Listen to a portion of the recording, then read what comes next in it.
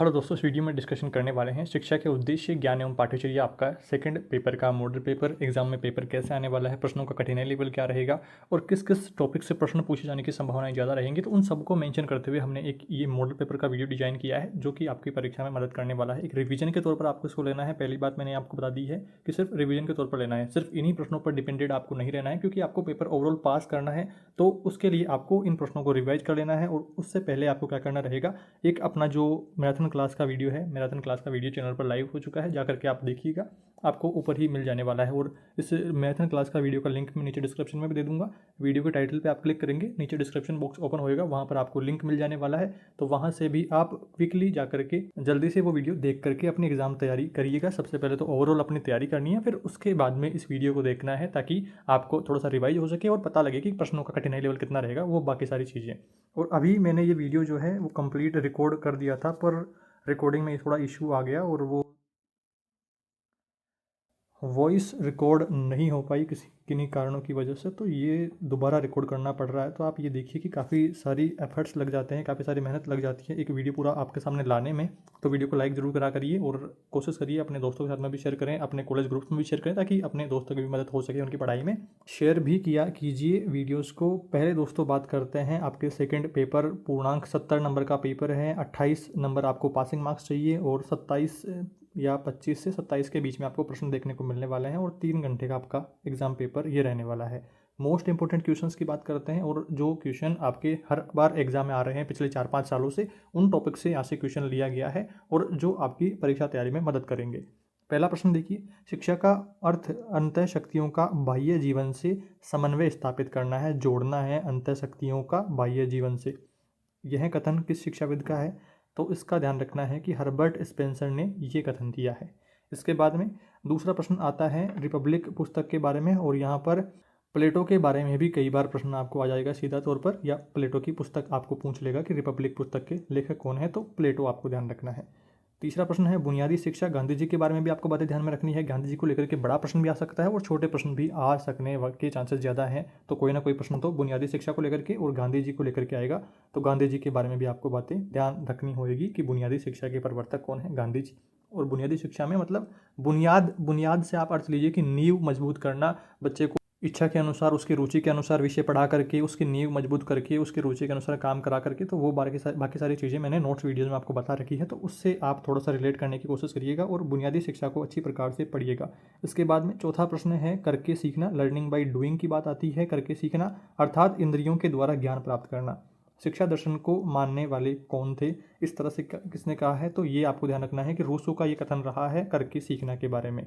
पांचवा प्रश्न देखिए, मूल्यांकन में जांचता कौन है? मूल्यांकन में जांचना क्या होता है? जांचना क्या होता है? जांचने का मतलब है बालक की योग्यताओं की जो उपलब्धि है उसका पता लगेगा कि कितनी योग्यता हो चुकी है, कुशलताओं का पता लगेगा, उसकी रुचि और उसकी वृत्तियां हैं उनका पता लगेगा। तो उपरोक्त सभी ध्यान रखना है। तो 5 नंबर आपके पेपर में ऑप्शनल प्रश्न आने वाले हैं और वो 500 का कठिनाई लेवल कैसा रहेगा हमने यहाँ पर देख लिया है, और इनमें से प्रश्न आपको देखने को मिल सकते हैं, पर इसी के ऊपर आप डिपेंडेंट रहें, ये गलती नहीं करनी है, क्योंकि पेपर अपने को पास करना है। चुनिंदा कुछ प्रश्नों के भरोसे नहीं बैठना है। पहले आपको अपना मैराथन वीडियो देखना है जिसमें से ओवरऑल अपनी तैयारी कर लेनी है, सारे यूनिट के इंपॉर्टेंट प्रश्नों को, इंपॉर्टेंट टॉपिक्स को देख लेना है। फिर उसके बाद में इस वीडियो को देखना है कि मुझे कितना आ रहा है, मुझे अपना जो मूल्यांकन है वो करना है, तो ये वीडियो आपकी मदद उसमें कर रहा है, तो वीडियो को पूरा देखना है। छठे प्रश्न की बात करते हैं। छठा प्रश्न है सीखना बच्चों की स्वाभाविक जो क्रिया है, इसमें आपको समझाना है कि स्वाभाविक क्रिया कैसे है।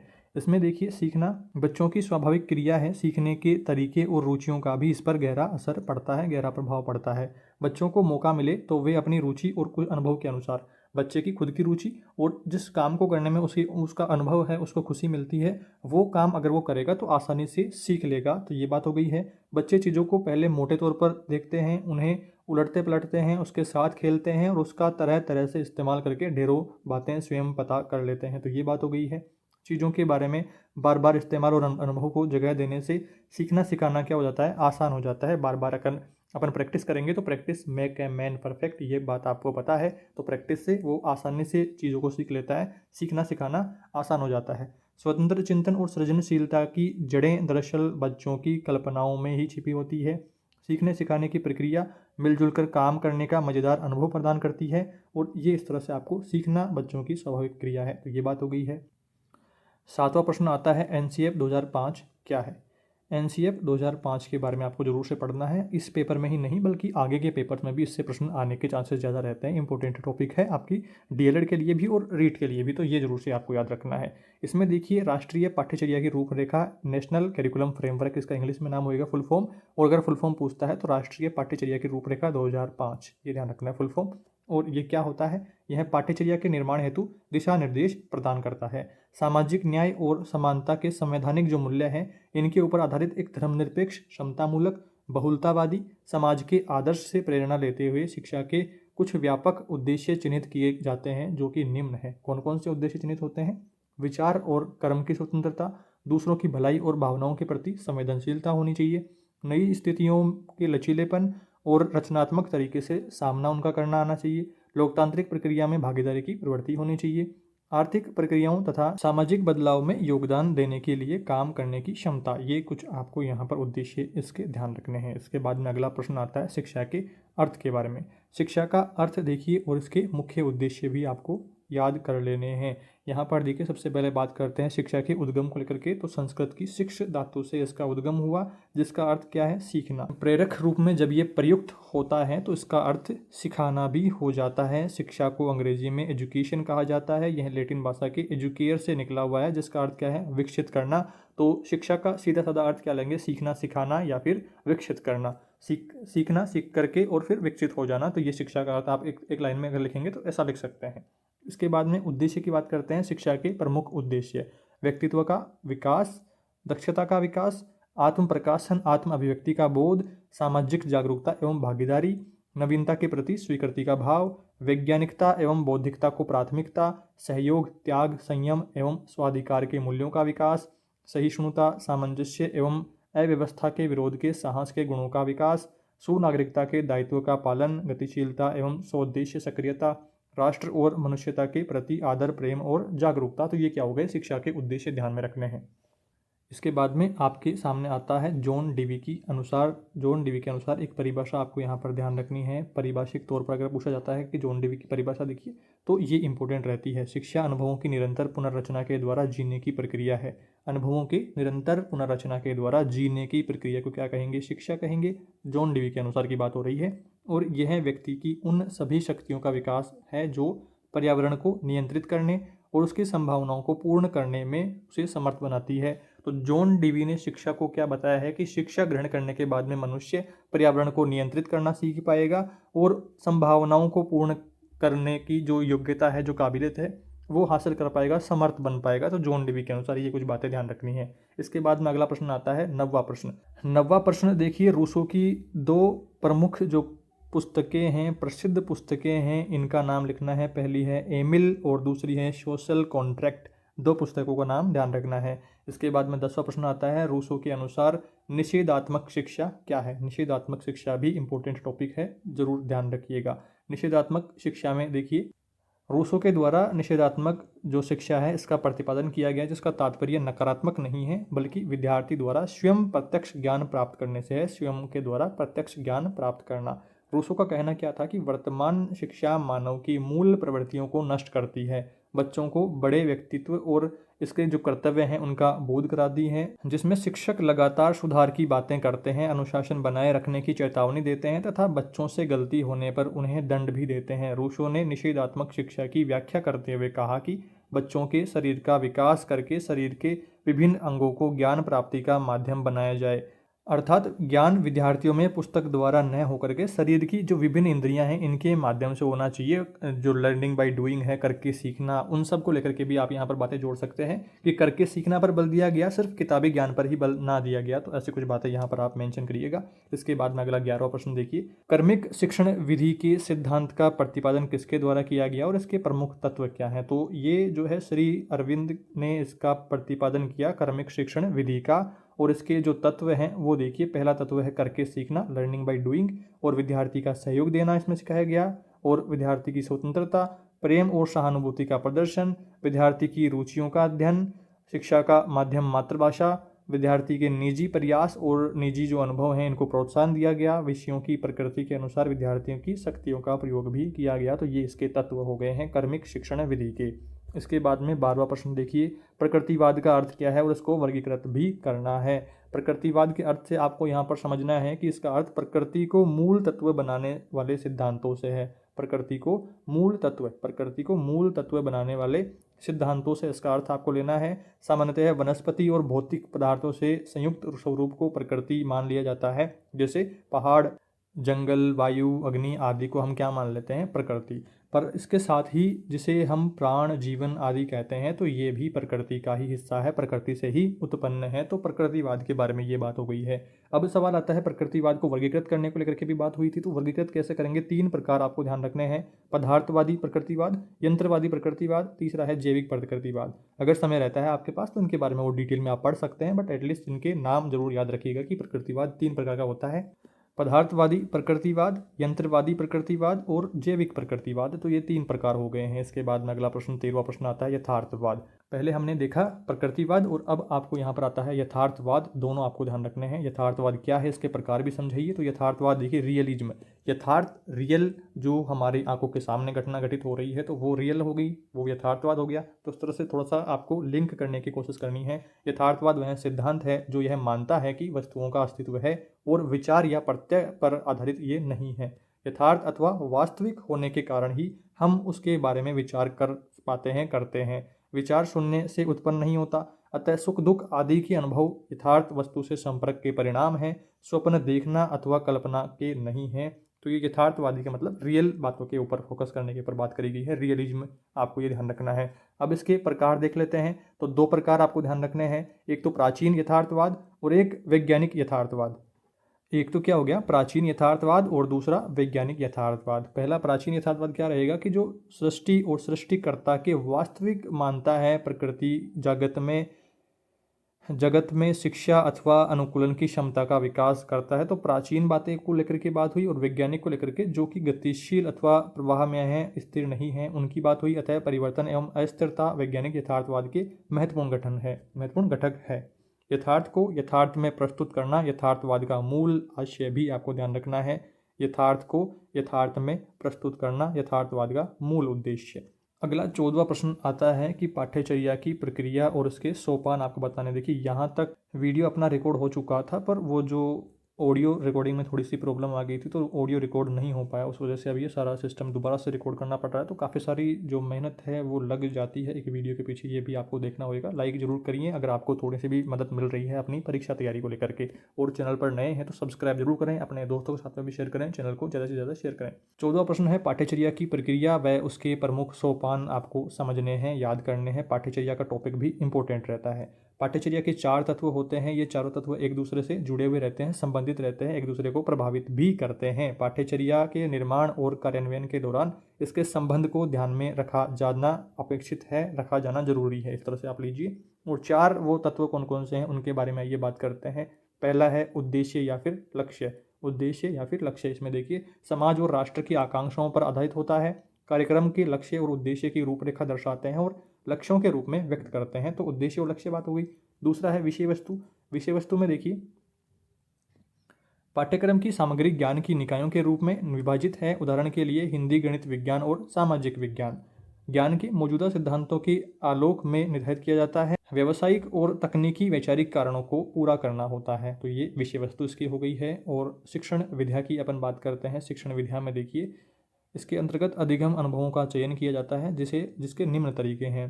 पहला, वे शिक्षण व अधिगम अनुभव जो प्रभावित करते हैं, पाठ्यक्रम के अनुरूप गतिविधियों के लिए अवसरों का सृजन करते हैं, संगठनात्मक रणनीतियों को प्रभावित भी करते हैं। तो ये यहाँ पर शिक्षण विधा हो गई है। चौथा है मूल्यांकन। मूल्यांकन में देखिए शिक्षा में मूल्यांकन हमेशा क्रियान्वयन और उद्देश्यों से जुड़ा रहता है। अपने आप में यह एक ऐसी प्रक्रिया है जो व्यक्ति, समाज और राष्ट्र और मानवता के हित में कार्य प्रणाली का निर्धारण करती है और बदलाव के प्रस्ताव भी रखती है। तो इस तरह से ये आपको पाठ्यचर्या के बारे में कुछ महत्वपूर्ण बातें ध्यान में रखनी है। इसके बाद में अगला एक और महत्वपूर्ण टॉपिक आता है जो कि जरूर से याद करना है। ये है सतत और व्यापक मूल्यांकन प्रक्रिया के अंतर्गत मूल्यांकन के 2 प्रकार आपको समझाना है। सबसे पहले तो आपको सतत और व्यापक मूल्यांकन के बारे में ध्यान रखना है कि ये होता क्या है। जो अपना लगातार मूल्यांकन है, सतत का मतलब है कि कंटिन्यूस, लगातार जो चल रहा है, पूरे सत्र पर्यंत जो मूल्यांकन चलता है, वो क्या है, सतत और व्यापक मूल्यांकन, ओवरऑल डेवलपमेंट की बात इसमें होती है। और यहाँ पर अपन बात कर रहे हैं कि इसके अंतर्गत मूल्यांकन के जो प्रकार हैं उनको समझना है। सतत और व्यापक मूल्यांकन की प्रक्रिया में रचनात्मक मूल्यांकन और योगात्मक मूल्यांकन दो प्रकार के मूल्यांकन रहते हैं। पहला यहाँ पर आता है रचनात्मक मूल्यांकन। यदि शिक्षक को यह तय करना है कि कक्षा में सीखने सिखाने के लिए अगला कदम क्या होना चाहिए, उसे दिन प्रतिदिन कक्षा का व बच्चों का आकलन करना होगा। अगर उसे ये देखना है कि आगे क्या पढ़ाना चाहिए, किस तरह से पढ़ाना चाहिए, किस विधि का उपयोग करना चाहिए, तो आज क्या पढ़ाया है या पहले तक क्या पढ़ा दिया है, वो बच्चों ने कितना सीखा है, किस विधि से इजीली सीख लिया है, किस विधि से नहीं सीख पा रहे हैं, तो उनसे ही वो निष्कर्ष ये निकाल पाएगा कि बच्चे को आगे अगला कदम क्या उठाना है बच्चे के लिए। तो वो बात हो गई है। उसे यह देखना होगा कि बच्चों को सीखने में कहाँ ज़्यादा कठिनाई आ रही है, किन चीज़ों को वो पकड़ पा रहे हैं, उनकी समस्याएं किस तरह की है, ये सारी चीज़ें पता लगानी होगी।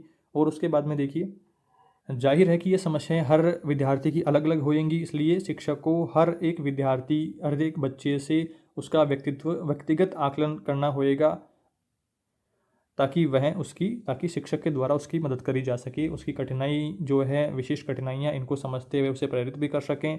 इसलिए शिक्षक कई तरीकों का इस्तेमाल कर सकते हैं, जैसे बच्चों को लिखे काम को देख करके राय बनाना, कक्षा में बच्चों का अवलोकन, बातचीत आदि काम आप ले सकते हैं।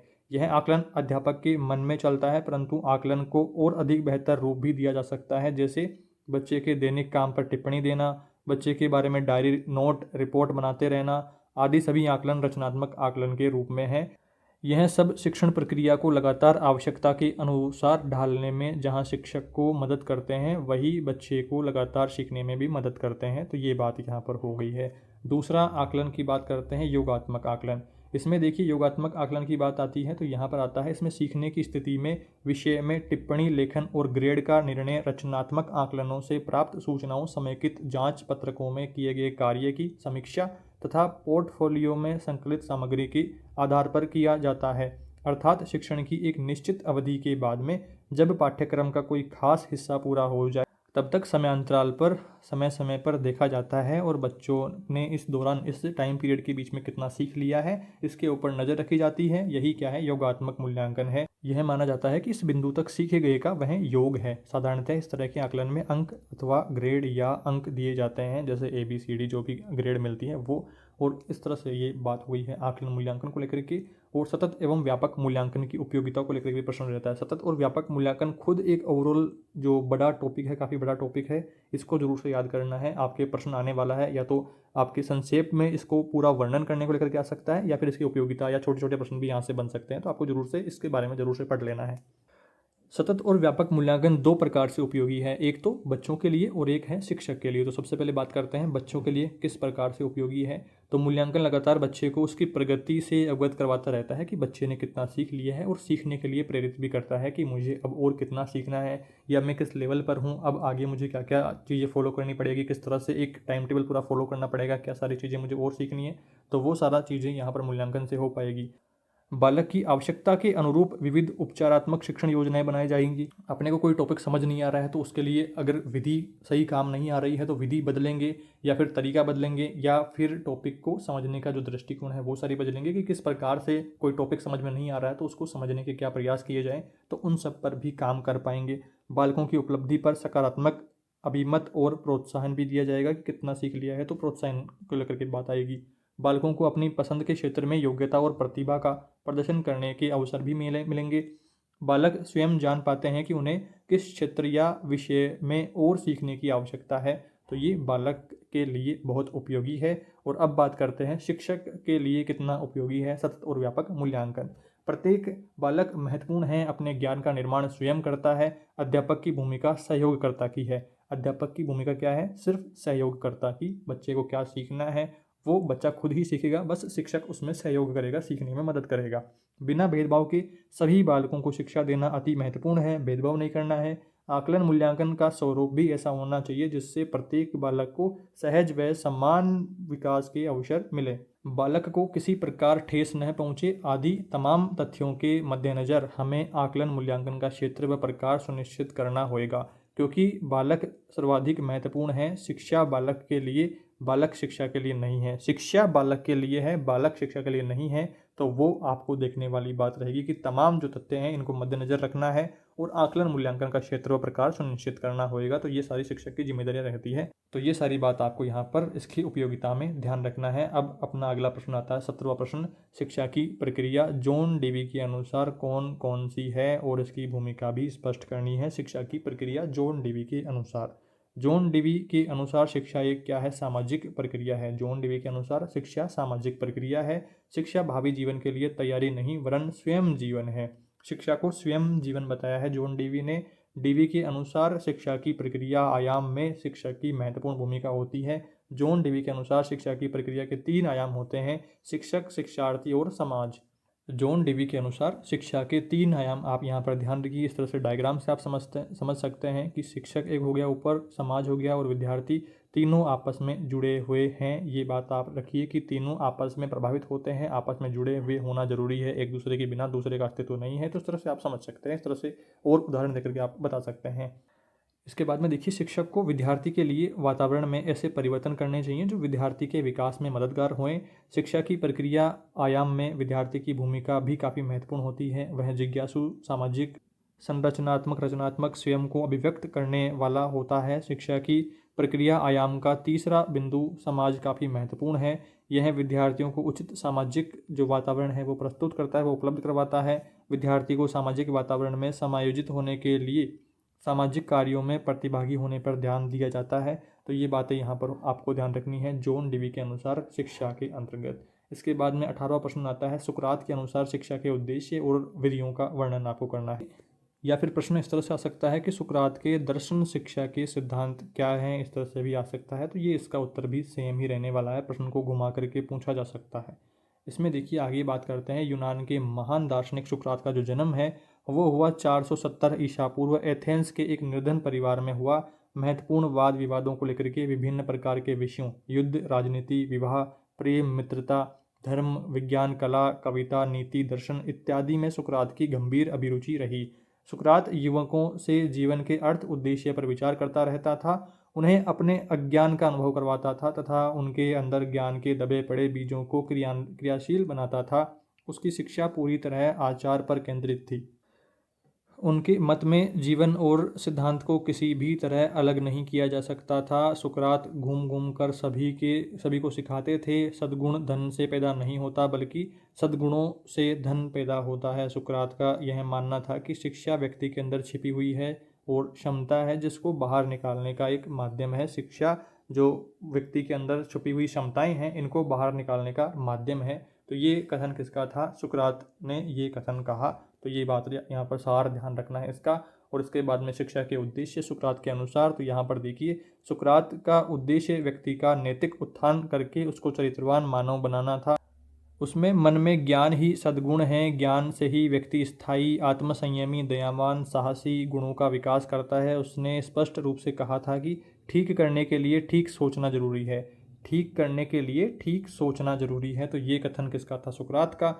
ज्ञान के बिना सद्गुण की प्राप्ति असंभव है। सुकरात ने कोई पुस्तक नहीं लिखी, उन्होंने जिस शिक्षा पद्धति, स्वरूप व उसकी प्रयोजनता के संबंध में जो बीज बोए थे उनको पोषित करके वह वृक्ष बनाने का कार्य उनके शिष्य प्लेटो ने किया। तो सुकरात का शिष्य कौन था, प्लेटो। प्लेटो की जो बुक अपने डिस्कशन कर ली है स्टार्टिंग में ही कि रिपब्लिक पुस्तक है उसकी। सुकरात ने निम्न शिक्षण विधियां अपनाई, जो कि अपन बात करते हैं कि कौन कौन सी शिक्षण विधियां अपनाई है। पहली है प्रश्नोत्तर विधि। प्रश्नोत्तर विधि नाम से स्पष्ट हो रहा है कि प्रश्न पूछ करके काम करना। इसके लिए सामान्यतः सुकरात अपनी मित्र मंडली के सदस्यों के साधारण विचारों को किसी विषय के वाद विवाद में लेकर के चलता था।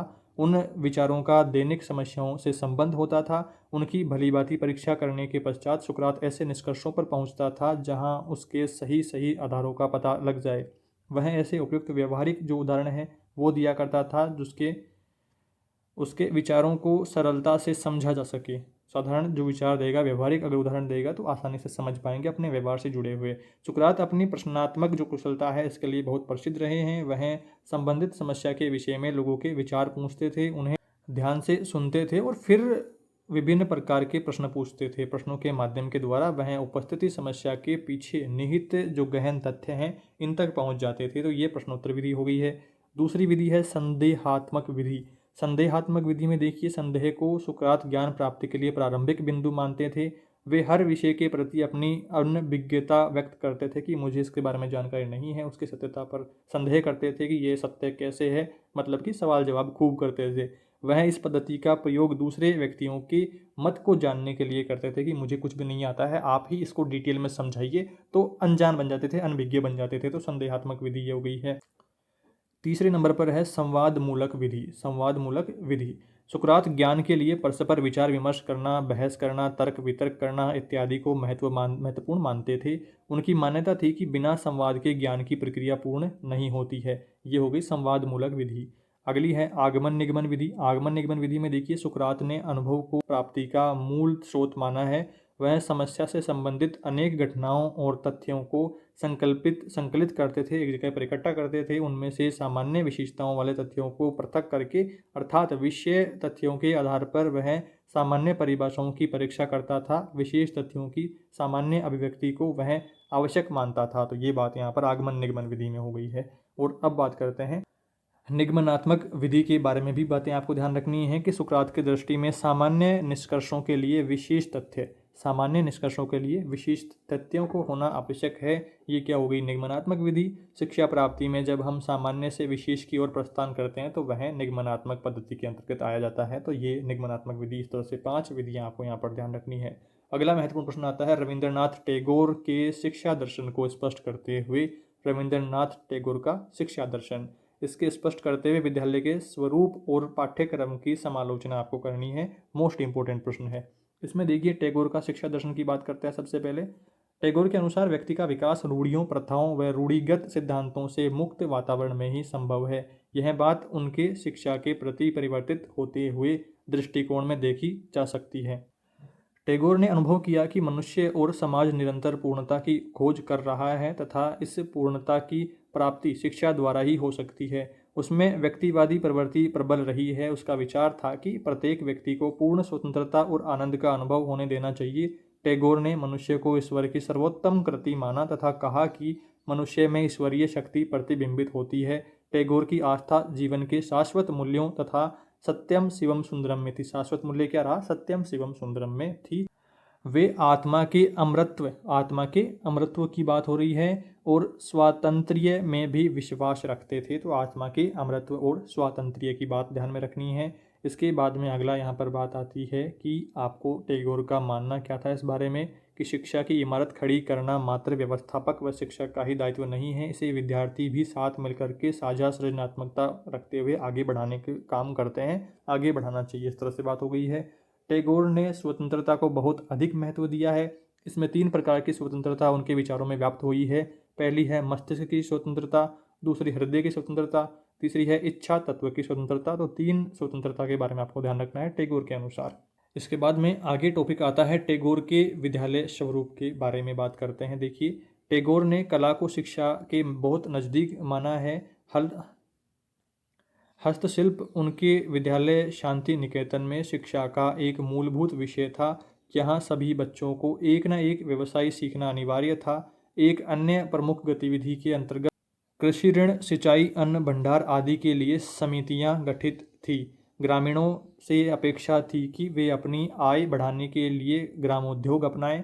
गांव के स्कूलों की देखभाल, चल पुस्तकालय का संचालन करा जाए, स्काउट गतिविधि द्वारा सामाजिक व सांस्कृतिक कार्यक्रमों का आयोजन तथा डिस्पेंसरी व मातृ शिशु कल्याण केंद्र भी शुरू किए जाएं। तो ये बात हो गई है टैगोर के अनुसार विद्यालय के स्वरूप के बारे में। शांति निकेतन जो टैगोर द्वारा स्थापित किया गया था, उसका उद्देश्य क्या रहा? तो उसका उद्देश्य था कार्य को आनंद में शामिल करना।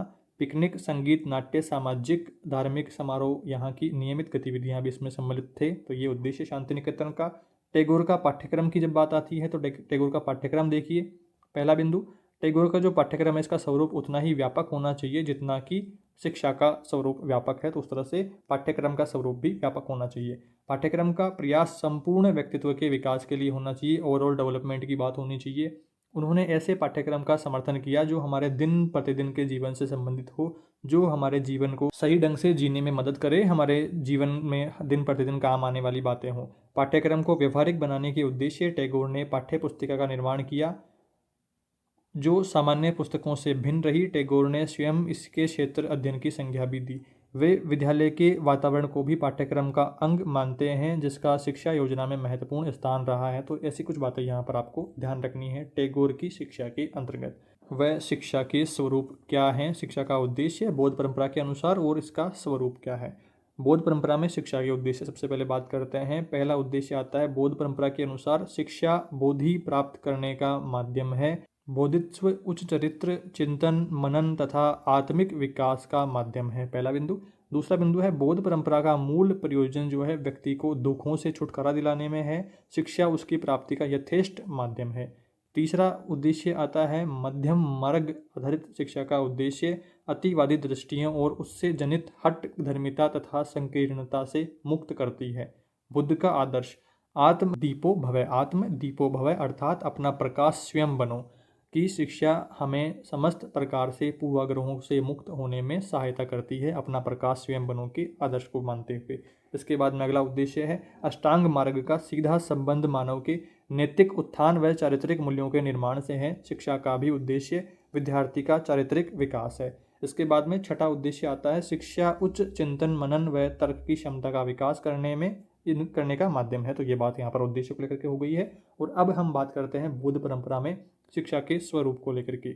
यहाँ पर बात आती है कि इसमें शिक्षा का जो पाठ्यक्रम है वो दो भागों में विभक्त था, प्रारंभिक और उच्च शिक्षा। प्रारंभिक जो शिक्षा रही है इसमें पढ़ना लिखना, शब्द विद्या, शिल्प विद्या, हेतु विद्या, ज्योतिष, व्याकरण, गणित जैसे विषयों का अध्ययन करवाया जाता था। दूसरी जो उच्च शिक्षा है इसमें गणन विद्या, औषधि विद्या, खगोल विद्या, विधि शास्त्र, प्रशासन, राज्य व्यवस्था आदि विषयों की भी शिक्षा होने लगी। तो ये दो प्रकार आपको दो यहाँ पर भाग ये दोनों ध्यान रखने हैं। इसके साथ ही कातने बुनने सिलाई शिक्षा का साक्ष्य भी इसमें मिलता है। इस युग में आयुर्वेद व शल्य विज्ञान भी यहाँ पर पर्याप्त उन्नति हुई इनकी। तो ये बात यहाँ पर हो गई है बौद्ध शिक्षा में। वैदिक परंपरा की बात करते हैं। वैदिक परंपरा में शिक्षा के उद्देश्य को स्पष्ट करना है और शिक्षा के स्वरूप पर टिप्पणी देनी है। वैदिक परंपरा में देखिए वैदिक कालीन शिक्षा का प्रमुख जो उद्देश्य है वो व्यक्ति को जीवन के लिए तैयार करना है। इस दृष्टि से इसके निम्न उद्देश्य रहे हैं। पहला उद्देश्य देखिए चरित्र का निर्माण। चरित्र निर्माण के बिना बौद्धिक विकास निरर्थक है। चरित्र निर्माण की उद्देश्य पूर्ति के लिए विद्यार्थियों को सदाचार से उपदेश देते थे, उन्हें ऐसे वातावरण में रखा जाता था जिससे उनका चारित्रिक उत्थान हो। दूसरा यहाँ पर उद्देश्य है नागरिक तथा सामाजिक कर्तव्यों का पालन। वैदिक शिक्षा का प्रमुख उद्देश्य स्वार्थ रहित जीवन जीना था। स्वार्थ रहित जीवन के पीछे यहाँ पर यह कर्तव्य आपको ध्यान रखना है। वैदिक शिक्षा व्यवस्था में नागरिक तथा सामाजिक जो कर्तव्य हैं इनका पालन की ओर विशेष ध्यान दिया जाता था। तीसरा उद्देश्य है सामाजिक कुशलता की उन्नति। सामाजिक कुशलता की उन्नति वैदिक काल में शिक्षा का प्रमुख जो उद्देश्य है वो मानवीय जीवन को सुरक्षित करना तथा सुखी बनाना था। इस उद्देश्य की पूर्ति विभिन्न शास्त्रों, व्यवसायों तथा उद्योगों की व्यवस्था करने से की गई थी। तो ये तीसरा उद्देश्य हो गया। चौथा उद्देश्य देखिए व्यक्तित्व का विकास। इस उद्देश्य की पूर्ति के लिए छात्रों में आत्मसम्मान की भावना का विकास, आत्मविश्वास को प्रोत्साहन, आत्म संयम के महत्व पर बल, न्याय एवं विवेक को विकसित करने की विधियों को सिखाया जाता था। तो ये बात यहाँ पर चौथा उद्देश्य हो गया है। अगला टॉपिक आता है वैदिक परंपरा में शिक्षा के स्वरूप को लेकर के बात आपको ध्यान रखनी है। यहाँ पर देखिए वैदिक शिक्षा में मंत्रों के महत्व के कारण उनके शुद्ध उच्चारण की शिक्षा दी जाती थी। वेदों को समझने के लिए शिक्षा, छंद, व्याकरण, निरुक्त, कल्प तथा ज्योतिष का पूर्व ज्ञान आवश्यक था। यही क्या कहलाते थे? वेदांग कहलाते थे। इसके साथ ही रेखागणित, बीजगणित, ज्योतिष, नक्षत्र शास्त्र, देव विद्या, ब्रह्म विद्या, भूत विद्या, शास्त्र विद्या, निधि विद्या, हेतु विद्या और नैतिक शास्त्र इत्यादि का अध्ययन भी किया जाता था। तो वैदिक परंपरा में शिक्षा की ये बात हो गई है। इसके बाद में 22वां प्रश्न है सतत और व्यापक मूल्यांकन की अवधारणा को स्पष्ट करना है और उसकी आवश्यकता और महत्व पर प्रकाश भी डालना है। आवश्यकता और महत्व पर प्रकाश। सबसे पहले बात करते हैं सतत और व्यापक मूल्यांकन होता क्या है उस बारे में। तो मूल्यांकन, अवलोकन, सूचनाएं एकत्रित करना, उन सूचनाओं के आधार पर निर्णय लेने का एक तरीका क्या है सतत और व्यापक मूल्यांकन। विद्यार्थियों के व्यवहार में आए परिवर्तनों को सूचनाओं के रूप में एकत्रित किया जाता है इसके अंतर्गत, और सूचनाओं के आधार पर शिक्षण अधिगम प्रक्रिया का मूल्य निर्धारित किया जाता है। यह मूल्यांकन हमेशा व्यापक और व्यस्त होना चाहिए। तो सतत और व्यापक मूल्यांकन हो गया है व्यस्त रखने के पीछे, पूरे सत्र पर्यंत मूल्यांकन के अंतर्गत, व्यस्त रखने के अंतर्गत। लगातार आपका मूल्यांकन जो होता रहता है, तो उसमें पूरे सत्र में आप व्यस्त रहते हैं, तो ये व्यस्त रहने वाला मूल्यांकन हो गया है। इसके बाद में आगे देखिए सीसीई के महत्वपूर्ण पदों की अवधारणा। शॉर्ट में ये जो सतत और व्यापक मूल्यांकन है इसको कहेंगे सीसीई, कंटिन्यूअस कॉम्प्रिहेंसिव इवेल्युएशन। इस तरह से आप इसकी जो फुल फॉर्म है वो भी ध्यान में रखिएगा। इसके जो पदों की अवधारणा है वो देखिए। पहला पद आता है सततता। सततता का मतलब है लगातार। सतत पक्ष आकलन को निरंतरता यानी कि कंटिन्यूअल और आवर्त मतलब कि लगातार करते रहेंगे और दोहराते रहेंगे, तो वो क्या रहेगा, सतत मूल्यांकन रहेगा। बच्चों की प्रगति का लगातार अवलोकन करना तथा उसके आधार पर शिक्षण योजना बनाना ही रचनात्मक आकलन है। आकलन का अर्थ विभिन्न परीक्षणों का मूल्यांकन की विविध तकनीकों का उपयोग करते हुए निश्चित अवधि के अंत में निष्पत्ति का आकलन, यह योगात्मक आकलन समेटिव इवेल्युएशन कहलाता है। तो सततता के अंतर्गत ये ध्यान रखना है। दूसरा यहाँ पर अवधारणा आती है व्यापक। व्यापक भी बहुत है, यहाँ पर ओवरऑल डेवलपमेंट होता है, पूरे सत्र के दौरान डेवलपमेंट होता रहता है। तो व्यापक बच्चे के व्यक्तित्व के सर्वांगीण विकास को लेकर के बात हो रही है, ओवरऑल डेवलपमेंट की बात हो रही है। इन पहलुओं के आकलन पर ध्यान देता है, उन मुद्दों को प्रमुख रूप से रेखांकित करती है जो कि बच्चों के ज्ञानात्मक मूल्यांकन के साथ साथ भावात्मक और बौद्धिक विकास को उजागर करते हैं। विषयों में भी व्यापकता के पहलुओं को देखना आवश्यक होता है जो कि दरअसल पाठ्यक्रम के उद्देश्यों में स्पष्ट परिभाषित होते हैं और शिक्षा के उद्देश्यों की ओर भी इंगित करते हैं, दृष्टिगत करते हैं। व्यापकता बालक को उपलब्ध करवाए जाने वाले अवसरों, विषयों, तरीकों व अनुभवों आदि में देखी जाती है। तो ये दो बिंदु यहाँ पर हो गए हैं। इसके बाद में तीसरा बिंदु देखिए आकलन। तीसरा अवधारणा क्या है, आकलन को लेकर के आपको ध्यान रखना है कि यह निरंतर चलने वाली प्रक्रिया है। आकलन छोटे छोटे उद्देश्यों के लिए किया जाता है। आकलन से कार्य करने की जो प्रक्रिया है इसमें निरंतर सुधार होता है। लगातार हम आकलन करते रहेंगे तो कहाँ पर गलतियाँ हो रही हैं, कहाँ पर हमें यहाँ पर और अधिक परिश्रम करने की आवश्यकता है, तो उन सबको लेकर के बात होएगी और सुधार की यहाँ पर गुंजाइश रहेगी आकलन में। यह मूल्यांकन प्रक्रिया का हिस्सा है। आकलन में संभावनाएं व्याप्त होती हैं। इसे रचनात्मक आकलन के रूप में देखा जा सकता है जहां ज्ञान सृजन के अवसर प्राप्त होते हैं। तो ये तीसरी अवधारणा हो गई है। चौथी अवधारणा देखिए मूल्यांकन। मूल्यांकन में यह वह प्रक्रिया है जो बच्चे के सीखने सिखाने की प्रक्रिया के साथ साथ चलती है। जिस प्रकार से बालक का विकास निरंतर प्रक्रिया है वैसे ही मूल्यांकन भी निरंतर प्रक्रिया है। मूल्यांकन भी लगातार होता रहता है। मूल्यांकन बड़े लक्ष्य को इंगित करता है तथा निश्चिंतता का बोध कराता है। आकलन के कुछ चरणों को मिलाकर के समग्रता में मूल्यांकित करना ही मूल्यांकन है। तो ये हमने पहले भी पढ़ा है कि एक तो स्व आकलन, खुद का आकलन खुद ही करता रहे कि मैंने कितना सीख लिया है और कितना सीखना है, और दो अलग अलग यहाँ पर टीचर के द्वारा आकलन हो रहा है, दोस्तों के द्वारा आकलन हो रहा है, सामूहिक आकलन हो रहा है। तो ये अलग अलग आकलन भी हमने पढ़े हैं। तो वो सारी बातें यहाँ पर हो गई है। अब हम बात करते हैं सीसीई की आवश्यकता और महत्व के बारे में। सतत और व्यापक मूल्यांकन की आवश्यकता और महत्व के बारे में कुछ महत्वपूर्ण बिंदु जो कि आपको ध्यान में रखने हैं। पहला बिंदु यहाँ पर आता है बच्चों के सर्वांगीण विकास के लिए व्यापकता के संदर्भ में बेहतर वातावरण व अवसर उपलब्ध करवाने के लिए सतत एवं व्यापक मूल्यांकन का महत्व है। दूसरा महत्व है पाठ्यचर्या के वे विषय क्षेत्र जिन्हें पेपर, पेन, पेंसिल द्वारा नहीं जांचा जा सकता, ना ही गणितीय अंकों द्वारा जांचा जा सकता है, जैसे स्वास्थ्य, योग, संगीत, कला, अभिव्यक्ति, सक्रियता आदि। इनकी जांच के लिए सीसीई होना जरूरी है। तो ये दूसरा यहाँ पर आवश्यकता हो गई है। तीसरी आवश्यकता रहती है बच्चों में सीखने के प्रति पूर्णता की भावना के विकास के लिए प्रोत्साहित करने हेतु सीसीई का महत्व रहता है। तो ये बात यहाँ पर हो गई है।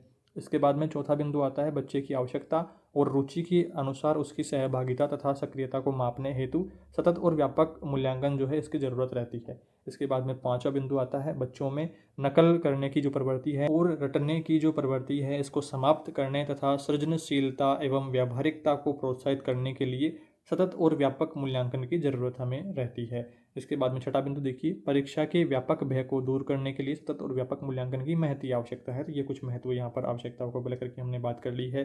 अथवा में पाठ्यचर्या को लेकर के भी प्रश्न आ सकते हैं कि पाठ्यचर्या निर्माण को प्रभावित करने वाले कारक कौन कौन से हैं, यह भी महत्वपूर्ण रहता है। तो यहाँ पर मैंने इसको एडिशनल यहाँ पर बोनस के रूप में अथवा में यहाँ पर जोड़ दिया है जो आपकी परीक्षा तैयारी में मदद कर सकता है। ये प्रश्न भी आ सकता है। यहाँ पर देखिए पाठ्यचर्या निर्माण को प्रभावित करने वाले कारक कौन कौन से हैं, इनकी व्याख्या करनी है और सविस्तार समझाना है।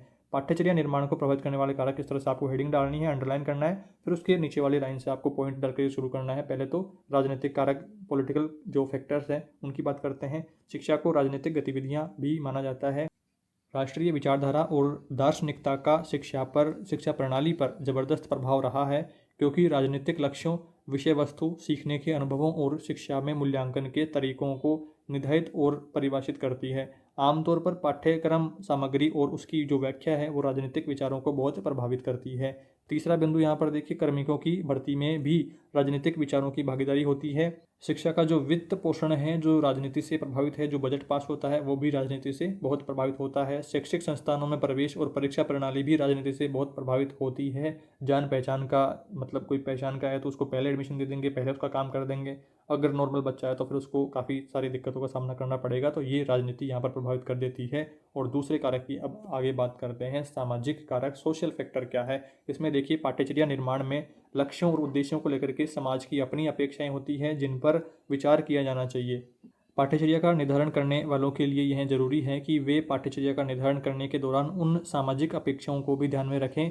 यदि ऐसा नहीं होता है तो वे पाठ्यचर्या अप्रासंगिक बन जाती है। पाठ्यचर्या सामग्री की बनावट और उसका प्रस्तुतिकरण हम इस तरह से कर सकते हैं, इस तरह से होना चाहिए जिसमें सामाजिक और सांस्कृतिक मूल्यों का समायोजन हो। हमें इस तथ्य के लिए संवेदनशील होना चाहिए, जहां पाठ्यक्रम का प्रयोग सामाजिक समरसता को बढ़ाने के लिए हो सकता है, वहीं पर उसका इस्तेमाल असमानता को बनाए रखने और उसको बढ़ाने के लिए भी हो सकता है। पाठ्यचर्या निर्धारण के दौरान ऐसे नकारात्मक प्रभाव उनको कम करने के लिए हर संभव प्रयास हमें करना चाहिए। तो ये दूसरा सामाजिक कारक हो गया है। इसके बाद में अगला कारक आता है आर्थिक कारक। पैसों का भी लफड़ा झपड़ा रहता है।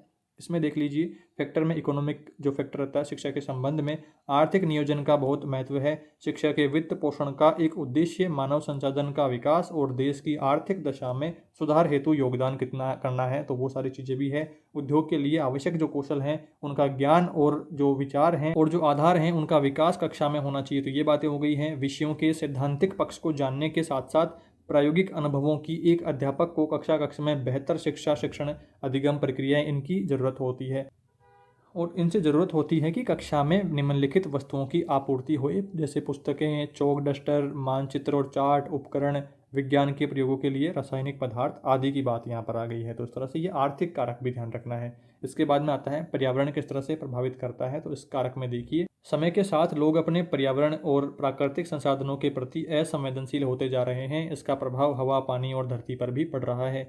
बढ़ती आबादी को बढ़ते तकनीकी ज्ञान ने पर्यावरण के लिए कई कठिनाइयां उपस्थित की है। औद्योगिक कचरे ने पूरे संसार को प्रदूषित कर दिया है। लोग ऐसी समस्याओं का निवारण चाहते हैं। शिक्षा के माध्यम से यह उपाय हो सकता है। सभी जागरूक हो सकते हैं। पाठ्यचर्या में ऐसे मुद्दों को स्थान देकर के आने वाले समय में सकारात्मक बदलाव लाए जा सकते हैं। तो ये सारी बातें हो गई हैं पर्यावरण को ध्यान में रखने के लिए। आवश्यकता का प्रभाव पाठ्यचर्या निर्माण पर होना चाहिए ताकि आने वाली जो पीढ़ियां हैं वो उत्तरजीविता को सुनिश्चित उनकी को किया जा सके। तो ये सारा पर्यावरण प्रभावित आपको ध्यान रखना है। बाल विकास पर क्या प्रभाव पड़ता है, तो ये भी इंपॉर्टेंट है। Effect of child development. पाठ्यचर्या की विषय वस्तु निर्माण के दौरान अधिगम सिद्धांत और बाल विकास पर विचार आवश्यक है। अधिगम के विषय में यह सुनिश्चित किया जाए कि गतिविधियां और जो अनुभव हैं इनका परिचय उपयुक्त समय पर हो, जब बच्चा उन अनुभवों को ग्रहण करने तथा उन पर विचार करने की स्थिति में न हो। तो ये सारे कारक आपको यहाँ पर पांचों कारक ध्यान रखने हैं। इसके बाद में अगला महत्वपूर्ण प्रश्न आता है कि पाठ्यचर्या जो निर्धारण है इसके मुख्य जो आधार हैं इनकी बात करनी है और समीक्षात्मक इसकी व्याख्या करनी है। पाठ्यचर्या के आधार क्या हैं? इसके 3 आधार हैं, सामाजिक, मनोवैज्ञानिक और दार्शनिक। तीनों आधारों के बारे में बात करते हैं। सबसे पहले देखिए सामाजिक आधार। किसी भी समाज द्वारा निर्धारित जो सामाजिक लक्ष्य हैं, जहाँ पर पाठ्यचर्या को आकार देने में योगदान दिया जा रहा है, वहीं पर सांस्कृतिक भिन्नता, सामाजिक जो दबाव हैं, दबाव में ही रहें विभिन्न परिवर्तन और भविष्य योजना आदि विद्यालय के कार्यकलाप की जो प्रत्यक्ष है और अप्रत्यक्ष रूप से इसको प्रभावित करते हैं। तो ये सामाजिक आधार हो गया है। शिक्षा की राष्ट्रीय नीति उस राष्ट्रीय पाठ्यचर्या प्रारूप पर आधारित होगी जिसमें सामान्य मूलभूत एकता के साथ ही अन्य घटकों का लचीलापन भी सम्मिलित होएगा। सामान्य मूलभूत एकता के अंतर्गत भारत के स्वतंत्रता संग्राम का इतिहास, संवैधानिक विषय वस्तु निहित होंगे। ये तत्व सभी विषयों में समाहित होंगे तथा भारत की साझा संस्कृति, समतावाद, लोकतंत्र एवं धर्मनिरपेक्षता, लिंग भेद की समाप्ति, वातावरण की सुरक्षा, सामाजिक व्यवधानों से मुक्ति, छोटे परिवार रखने पर बल और वैज्ञानिक जो दृष्टि है, वैज्ञानिक जो प्रवृत्ति है, इसका विकास होएगा। जैसे मूल्यों पर बल दिया जाएगा और सभी जो शैक्षिक कार्यक्रम है वो धर्मनिरपेक्ष मूल्यों को ध्यान में रखते हुए कार्यान्वित किए जा सकेंगे। तो ये पहला आधार हो गया है। और दूसरा आधार है मनोवैज्ञानिक आधार। इसमें देखिए बच्चों की जो शारीरिक वृद्धि तथा मानसिक विकास को विभिन्न पक्षों के आकार लेने में परिवार तथा समाज की महत्वपूर्ण भूमिका होती है। बच्चे के विद्यालय से जुड़ने के बाद में विद्यालय में चलने वाली प्रक्रियाएं उनके अनुभवों के लिए दृढ़ आधार प्रदान करते हैं। ये अनुभव भी निर्धारित पाठ्यचर्या के अंतर्गत ही आते हैं। बच्चे की शारीरिक वृद्धि तथा मानसिक विकास के दौरान उसके विद्यालय से जुड़े लोगों तथा विद्यालय की शिक्षण प्रक्रियाओं की भूमिका विशेष महत्व रखती है। विद्यालय उसके विकास और भविष्य को ध्यान में रख करके ही काम करे, परंतु उसके लिए यह ध्यान रखना आवश्यक होएगा कि बच्चे बड़ों के लघु रूप नहीं हैं, वे प्रौढ़ों की अपेक्षा कई महत्वपूर्ण दृष्टियों से भिन्न होते हैं। इस तरह से ये बात हो गई है। और मनुष्य के सीखने की प्रक्रिया पर विचार के जो विभिन्न पक्ष हैं, इनके ऊपर शोध भी किए गए हैं कि इसी दृष्टि से अधिगम के कई सिद्धांत विकसित किए गए हैं, जिसमें प्रमुख है व्यवहारवादी सिद्धांत, संज्ञानात्मक सिद्धांत। ये अधिगम सिद्धांत पाठ्यचर्या विशेषज्ञ एवं सिद्धांतों के योगदान को नकार नहीं सकते हैं, क्योंकि इनमें से अधिकांश वैज्ञानिक विधि से विकसित किए गए हैं। तो ये सारी बात यहाँ पर हो गई है। इसके बाद में तीसरा यहाँ पर आधार आता है दार्शनिक आधार। इसमें देखिए शिक्षा शास्त्र में दर्शन शास्त्र के विभिन्न मतों का महत्व रहा है। ज्ञान से संबंधित प्रश्नों के उत्तर पाठ्यचर्या को संगठित करने की दिशा में सहायक हो सकते हैं। सूचना ज्ञान से किस प्रकार से भिन्न है, पहली बात। दूसरी बात, विद्यार्थी के अनुभवों को ज्ञान की प्राप्ति के लिए कैसे उपयोग में लाया जा सकता है। तीसरी बात, विद्यार्थी सूचना को ज्ञान में किस प्रकार से परिवर्तित कर सकते हैं। चौथी बात, कौन सा ज्ञान अधिक उपादेय है। पांचवी बात, विचार प्रक्रिया का क्या स्वरूप है। छठी बात, विभिन्न विचार प्रक्रियाएं तथा संज्ञानात्मक प्रक्रिया के कौशल परस्पर किस प्रकार से संबंधित हैं। तो ये सारे आपको यहाँ पर ध्यान रखना है। और इसके बाद में बात करते हैं कि अतः यह सिद्ध हो चुका है कि प्रत्येक जो विद्यार्थी है वो अपनी विशिष्ट अधिगम शैली तथा सुनिश्चित इसका जो युक्ति है उसका उपयोग करता है, और अतः यह एक अच्छी पाठ्यचर्या में विद्यार्थियों की विविध अधिगम शैलियों के अनुसार सीखने की विभिन्न विधियों को स्थान यहाँ पर मिलना चाहिए। तो ये कुछ बातें यहाँ पर हो गई है जो कि आपको ध्यान में रखनी है। इसके बाद में आगे बढ़ते हैं। और इवान इलिच भी आपके महत्वपूर्ण रहता है। 24वां प्रश्न देखिए, इवान इलिच की सीखने की अवधारणा को स्पष्ट करते हुए उसके शैक्षिक दर्शन की समालोचनात्मक चिंतन करना है और बताना है कि वर्तमान में उसका चिंतन कितना प्रासंगिक है या नहीं है, उन सब को लेकर के। इवान इलिच के सीखने की अवधारणा की अपन बात करते हैं। तो यहाँ पर आप देखिए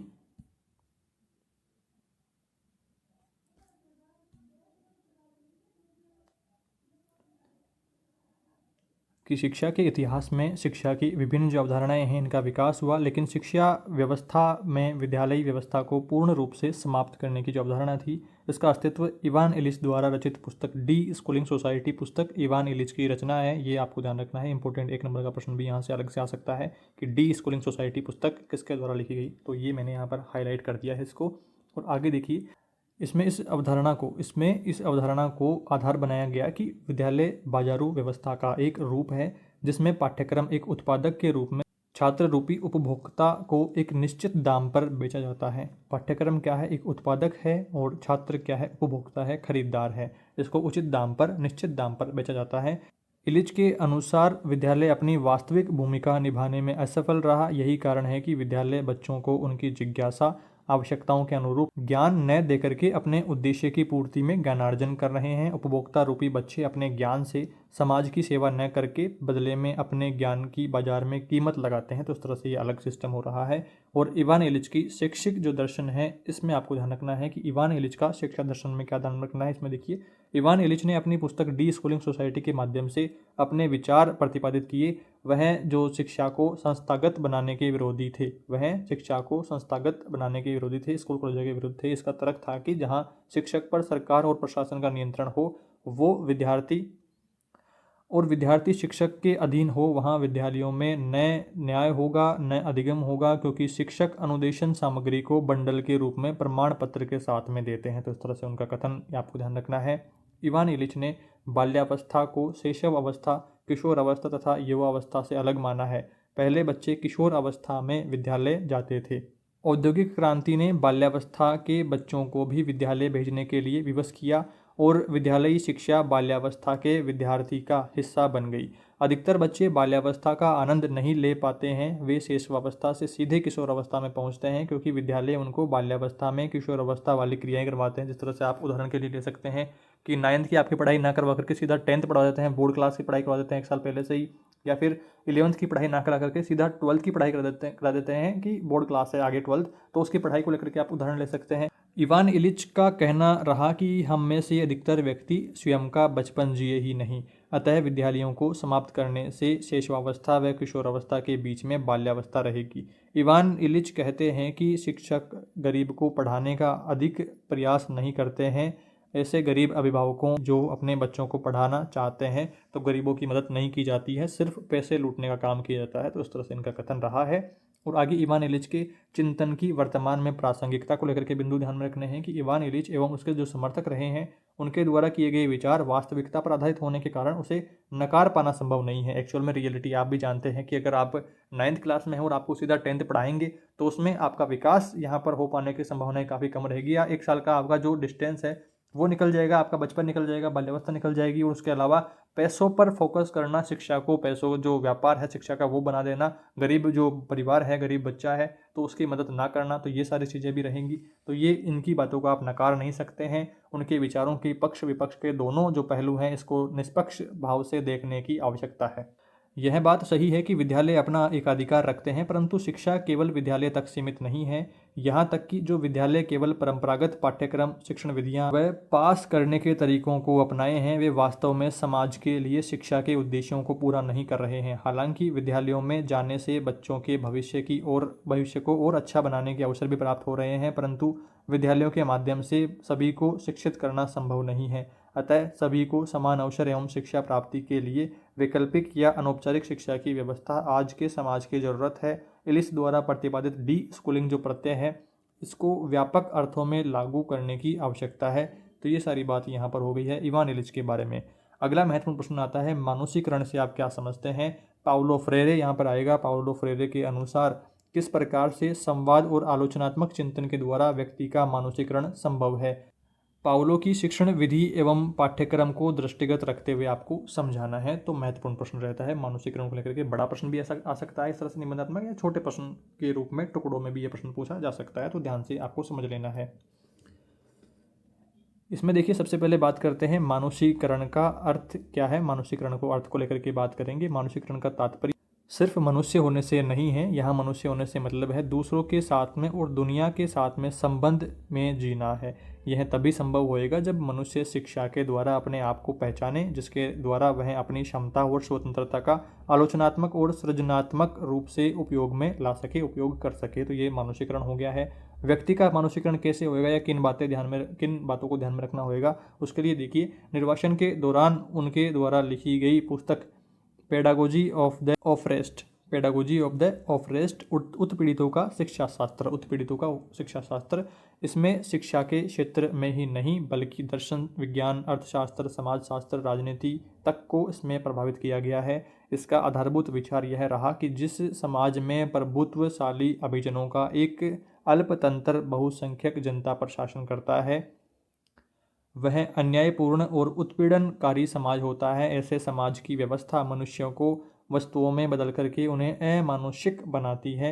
वास्तविक रूप में तो मनुष्यों का ऐतिहासिक और अस्तित्व मूलक कर्तव्य पूर्णतर मनुष्य बनना है। सामाजिक व्यवस्था में उत्पीड़क और उत्पीड़ित दोनों होते हैं जिनकी भूमिका भी बदलती रहती है, इसलिए दोनों को मानसीकरण आवश्यक है, दोनों को मानसीकरण होना आवश्यक है दोनों का।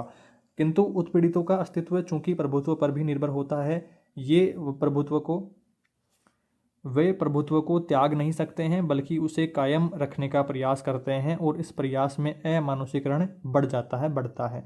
शिक्षा ऐतिहासिक रूप से आवश्यक राजनीतिक गतिविधि तथा क्रांतिकारी सांस्कृतिक कर्म है। शिक्षित होने का मतलब है उत्पीड़नकारी व्यवस्था में अपनी जगह बना लेना नहीं बल्कि मनुष्य बनना है जो न कि उत्पीड़ित होता है और न ही उत्पीड़न करता है। तो ऐसा मनुष्य का निर्माण करना शिक्षा का अर्थ है, शिक्षा का धर्म है कि आप ना तो उत्पीड़ित होएंगे खुद और ना ही उत्पीड़ित किसी को करेंगे। तो ये कुछ यहाँ पर सारांश निकल करके आ गया है। मनुष्य का जो मानसीकरण है या व्यक्ति का मानसीकरण है वो प्रक्रिया के अंतर्गत आपको ये कुछ बातें ध्यान रखनी है। इसके बाद में फ्रेरे के अनुसार शिक्षण विधि का यहाँ पर टॉपिक आता है। फ्रेरे के अनुसार शिक्षण जो पद्धति है इसमें समस्या प्रस्तुत करने वाली होनी चाहिए। इस पद्धति के द्वारा विद्यार्थी मुक्तिदायी शिक्षा में सूचनाओं को ग्रहण नहीं करते हैं बल्कि संज्ञान के कर्म होते हैं, जैसे सोचना या चिंतन करना होता है। विद्यार्थी जो अब केवल श्रोता नहीं रहे हैं बल्कि शिक्षक से संवाद करते हुए आलोचनात्मक सह अनुसंधानकर्ता बन जाते हैं। शिक्षक विद्यार्थी को सामग्री प्रस्तुत करता है और विद्यार्थी उस पर अपने विचार व्यक्त करता है। वह उससे संबंधित अपने पूर्ववर्ती विचारों की पुनर्परीक्षा करता है। समस्या उजागर करने वाले शिक्षक की भूमिका छात्रों के साथ में मिलकर के ऐसी परिस्थितियां उत्पन्न हो जाती है जिसमें विचार को ज्ञान व तर्क के स्तर के उच्चतर ज्ञान में बदले। इसके बाद में बात आती है, फ्रेरे ने बच्चों के ज्ञान और अनुभव को भी सीखने में महत्ता दी है, जो अपने साथ लेकर के जाते हैं। फ्रेरे के अनुसार शिक्षा संवाद एक मुख्य तत्व के रूप में समस्या उजागर करने वाला माना गया है। उनके अनुसार विद्यार्थी में आलोचनात्मक चिंतन का विकास संवाद द्वारा किया जा सकता है। यह एक ऐसा चिंतन है जो रूपांतरण की प्रक्रिया के रूप में देखा जा सकता है। संवाद के लिए आलोचनात्मक चिंतन आवश्यक है और संवाद ही आलोचनात्मक चिंतन पैदा करता है। इन दोनों के द्वारा मनुष्य का मानसिकरण संभव हुआ है। तो ये मानसिकरण के अंतर्गत फ्रेरे के कुछ बिंदु यहाँ पर हो गए हैं। और इससे फ्रेरे के अनुसार पाठ्यक्रम को लेकर के अपन बात करते हैं। फ्रेरे के अनुसार पाठ्यक्रम अगला टॉपिक अपना। इसमें देखिए, फ्रेरे ने कहा कि सीखने की जो प्रक्रिया है विद्यार्थी के अपने अनुभव पर आधारित होनी चाहिए। पाठ्यक्रम में वही वस्तुएं शामिल होनी चाहिए जो वर्तमान में तथा प्रत्यक्ष रूप से मौजूद हों। उनके अनुसार शांति शिक्षा, प्रौढ़ शिक्षा, राजनीति शास्त्र, इतिहास, नीति शास्त्र जैसे विषय पाठ्यक्रम में शामिल होने चाहिए। उपयुक्त योगदान के अतिरिक्त पाउलो फ्रेरे ने प्रौढ़ शिक्षा में भी काफ़ी योगदान दिया है। उन्होंने प्रौढ़ों के प्रशिक्षण के लिए शिक्षण पद्धति का विकास किया है। साक्षरता कार्यक्रम के तहत उन्होंने पीड़ितों को उनके वर्तमान हालात के बारे में जानकारी दी कि किस प्रकार से उत्पीड़नकारी उन लोगों के अधिकारों का दमन कर रहे हैं और शिक्षा ही उन्हें शोषणकर्ताओं से मुक्ति दिला सकती है। पाउलो फ्रेरे की मुक्तिदायरी क्रांति अहिंसावादी क्रांति इनकी मानी जाती है। इसके अतिरिक्त फ्रेरे ने मानसिकरण की प्रक्रिया के लिए शिक्षा को बुनियादी प्रक्रिया माना है। उनके अनुसार यह तभी हो सकता है जब व्यक्ति अपने इस हालात के बारे में खुद जाने, उसे स्वयं को पहचानना होगा। यह प्रक्रिया फ्रेरे के द्वारा चेतना का उद्भवीकरण, जिसे विवेकीकरण भी कहा गया है, इसके द्वारा उत्पीड़न की संरचनाएं उजागर हो जाती है। तो ये बात यहाँ पर पाउलो फ्रेरे के अंतर्गत ध्यान रखनी है। इसके बाद में अगला प्रश्न आता है बुनियादी शिक्षा को लेकर के। गांधी जी वाला प्रश्न अपना आ गया है। यहाँ पर देखिए, महात्मा गांधी की शिक्षा की अवधारणा को स्पष्ट कीजिए। बुनियादी शिक्षा पर आप अपने विचार प्रकट करिए, व्यक्त करिए। तो ये प्रश्न भी आपको अंतिम प्रश्न की अपन बात करते हैं। तो महात्मा गांधी की शिक्षा की अवधारणा में आपको ध्यान रखना है कि गांधी जी का जो शिक्षा दर्शन है वो मूलतः प्रगति की पश्चिम की अवधारणा से अलग हट करके भारत के पुनर्निर्माण के स्वप्न से संचालित था। औपनिवेशिक शिक्षा की जो आलोचना रही है वो गांधी जी की पश्चिमी सभ्यता की समग्र आलोचना का हिस्सा थी। औपनिवेशीकरण गांधी जी की दृष्टि में सत्य और अहिंसा का निषेध करता था, जिन्हें वे दो सर्वोच्च मूल्य मानते थे। पश्चिम वासियों ने अपनी सारी ऊर्जा, सारा प्रयास अन्य नस्लों को लूटने और विनाश करने में लगाए हैं। यह तथ्य गांधी जी के लिए पश्चिमी सभ्यता की दुर्दशा का पर्याप्त प्रमाण था। इसलिए उनकी राय में यह प्रगति का प्रतीक नहीं हो सकती है। इसलिए उन्हें भारत के लिए अनुकरणीय या यहाँ स्थापित किए जाने वाले योग्य व्यवस्था नहीं कहा जा सकता था। इस तरह गांधी जी का शिक्षा दर्शन पश्चिम के देशों में चलाई जा रही व्यवस्था की नकल की बजाय उनका विकल्प प्रस्तुत करना है। शिक्षा उनकी समग्र राजनीतिक कार्य योजना का हिस्सा थी। गांधी जी के लिए स्वराज राजनीतिक आज़ादी तक सीमित नहीं था, बल्कि उसका अर्थ जनता का स्वशासन था। उनका मानना था कि जनता के इस स्वशासन की प्राप्ति के लिए जन शिक्षा की एक राष्ट्रीय जो कार्य योजना है ये होनी चाहिए। तो ये बात यहाँ पर हो गई है। गांधी जी एक ऐसे समाज जो आदर्श समाज का निर्माण करना चाहते थे, ऐसे समाज या आदर्श समाज का निर्माण करना चाहते थे जो छोटे छोटे आत्मनिर्भर समूहों से मिलकर के बना हो। और उनके अनुसार भारतीय गांवों में ऐसे समुदाय बनने की संभावना मौजूद है। इतना ही नहीं, भारतीय गांव ऐसे ही आत्मनिर्भर समुदाय हुआ करते थे। आज ज़रूरत है ऐसे स्वरूप को फिर से हासिल करने की और उसे संरक्षण की भी ज़रूरत है, जिसमें वे आर्थिक निर्भरता के साथ ही राजनीतिक गरिमा भी प्राप्त कर सकें। उनका मानना था कि औपनिवेशिक सत्ता ने अपने हितों को साधने के लिए गांवों का शोषण किया है और उनकी आत्मनिर्भरता को छिन्न भिन्न कर दिया है, उन्हें शहरों का मोहताज बना दिया है। आज़ादी गांवों को फिर आत्मनिर्भर बनाएगी और बुनियादी शिक्षा के कार्यक्रम का उद्देश्य गांवों को स्वावलंबी बनाना और उसका सशक्तिकरण करना होगा। इसके लिए वे बच्चों को ऐसी शिक्षा देने की हिमायत करते हैं जो उन्हें ऐसे सहभागितापूर्ण समुदाय में रहने के लिए तैयार कर सके। तो ये बात हो गई है। बुनियादी शिक्षा पर कुछ विचारों की अब बात कर लेते हैं। यहाँ पर देखिए, बुनियादी शिक्षा बालकों को पुस्तकीय और अव्यवहारिक शिक्षा से हटा करके एक मूलोद्योग पर आधारित व्यवहारिक और सर्वांगीण विकास की शिक्षा के बारे में ध्यान रखना है कि बुनियादी शिक्षा क्या है उस बारे में। और बेसिक शिक्षा बुनियादी शिक्षा है, बेसिक शिक्षा बुनियादी शिक्षा है, जैसा कि मैंने आपको बताया है अभी पहले। तो अर्थात वह बुनियादी शिक्षा बुनियादी सिद्धांतों पर आधारित है। ये बुनियादी सिद्धांत क्या है? निःशुल्क और अनिवार्य शिक्षा, मातृभाषा के माध्यम से शिक्षा, स्वावलंबी शिक्षा, जीवन से संबंधित शिक्षा, हस्तकौशल पर आधारित शिक्षा, नागरिकता की शिक्षा इत्यादि बुनियादी शिक्षा व्यक्ति और समाज के बुनियादी घनिष्ठ संबंध पर आधारित है। इसलिए वह जहाँ व्यक्ति को स्वावलंबी बनाती है वहाँ समाज को भी स्वावलंबी बनाती है। और यह व्यक्तिगत शिक्षा के साथ साथ सामाजिक क्रिया है, सामाजिक शिक्षा भी है। तो इस तरह से ये अपना पेपर यहाँ पर कंप्लीट होता है। और आई होप आपने सारे प्रश्नों को ठीक तरीके से समझ लिया है। हमने यहाँ पर एक पेपर की तरह पेपर डिस्कशन किया है कि आपका पेपर ऐसा आने वाला है, इस तरह के प्रश्न, जो कठिनाई लेवल है प्रश्नों का इस तरह का आपको देखने को मिलने वाला है। चांसेस रहेंगे कि इसमें से काफ़ी सारे प्रश्न आपको हूबहू देखने को मिल जाएं, पर इसी पर डिपेंडेड ना रहते हुए आपको अपना मैराथन क्लास का वीडियो जरूर से देख लेना है। वीडियो के नीचे आप जैसे टाइटल पर क्लिक करेंगे इस वीडियो की, आपको मैराथन क्लास का वीडियो लिंक मिल जाएगा, तो उसे आप जरूर से देखिएगा, जिससे आपकी ओवरऑल तैयारी हो जाए, पूरा यूनिट कवर हो जाए और सारे महत्वपूर्ण टॉपिक्स को आप इजीली समझ पाएँ। वहाँ पर मैंने कोशिश करी है हर एक टॉपिक को अच्छी प्रकार से समझाने की, शॉर्ट तरीके से आपके सामने प्रेजेंट करने की। आई होप दोस्तों इस वीडियो में आपके सारे डाउट्स दूर हो गए हैं। वीडियो को लाइक जरूर करें, क्योंकि आप जानते हैं काफ़ी सारे एफर्ट्स, काफ़ी सारी मेहनत वीडियो को बनाने में लग जाती है। तो लाइक जरूर करें, अपने दोस्तों के साथ में शेयर करें, और चैनल पर नए हैं तो सब्सक्राइब करें आपकी आगे आने वाली पेपर्स की अच्छी तैयारी के लिए। और जिन विद्यार्थियों के पास हमारी नोट्स PDF है और अगर उनको ये वाली PDF भी चाहिए तो आप एक बार मैसेज कर देना मेरे पास हाई हेलो का, तो मैं उधर जान जाऊँगा, फिर आपको मैसेज यहाँ पर ये इन पेपर्स की PDF भी आपको भेज देने वाला हूँ। तो कोई दिक्कत समस्या आपको नहीं होएगी। बाकी लोग वीडियो देख करके अपनी तैयारी करिए, प्लेलिस्ट ऑप्शन पर आप चेकआउट करिए, वहाँ से आप यूनिट वाइज वीडियोज़ भी देख करके अपनी एग्जाम तैयारी अच्छी कर सकते हैं। आपको आपकी परीक्षाओं के लिए बेस्ट ऑफ लक। इस वीडियो में दोस्तों इतना ही। Thank you for watching this video.